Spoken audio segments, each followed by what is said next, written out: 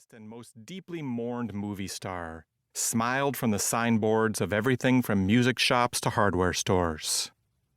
On Mysore Road, which repeatedly crosses the twisting Vrishabhavati River, the traffic finally eased, granting her one last stretch of open road. As she accelerated, her neighborhood's newest ultra-luxury high-rise slid into view, the Birla Apple Spire, 25 glimmering stories topped with a helicopter pad. It would open for occupancy 9 months after she died. Nearing home, she passed the elaborate pink and gold R.R. Nagar arch, built some 20 years ago in pseudo-17th century style, and the Gopalan Arcade shopping mall, whose facade is tricked out to simulate a Nawabi palace. There are 5 million two-wheelers, motorcycles and scooters, on the streets of Bangalore, more than in nearly any other city in the world. So it's unlikely she would have paid any mind to the motorcycle with 2 riders that started following her near Netaji Memorial Park, around the corner from her house.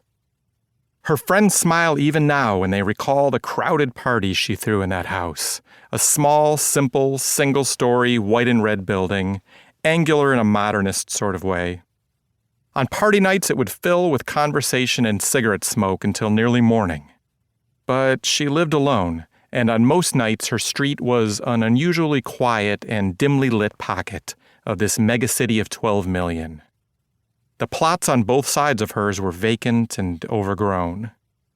She and the motorcycle with 2 riders passed a wall that read, in Kannada, "Thank you for your cooperation in keeping this place tidy." Her house was tidy too. Never any clutter indoors, and a well-kept garden in front. 2 weeks earlier, Gauri's mother had gotten the bushy plants in Gauri's front yard removed, afraid they might hide snakes. Gauri had planned to plant vegetables in the newly empty plots. Gauri had made one other concession to her family's concerns for her safety. Half a year earlier, she'd installed several closed-circuit infrared TV cameras on the premises. Cameras that captured some, but not all, of what happened next.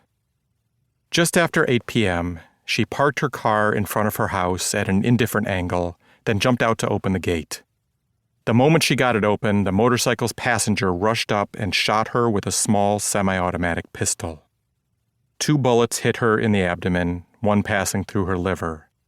She turned to run, and the 3rd shot missed her and struck a wall. A 4th bullet hit her in the back, passing through a lung and grazing her heart before exiting through the left cup of her bra. She collapsed on her front step. Blood spread across her pale blue kurta.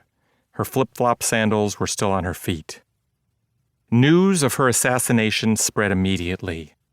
Over the next few hours, hundreds of Bangaloreans crowded around her house, first neighbors, then policemen and journalists and the state's home minister, and dozens of shocked friends and colleagues crowded under the kanuga tree in front of her house. There was so little security, Gauri's friend Chandan Gowda told me months later as he showed me the spot where she fell. Everybody was here. There was a semblance of a cordon, some tape, but people were just getting in underneath it. This is the evidence area. Nobody should be here. But there were dozens of people. You would not believe this was the scene of a murder.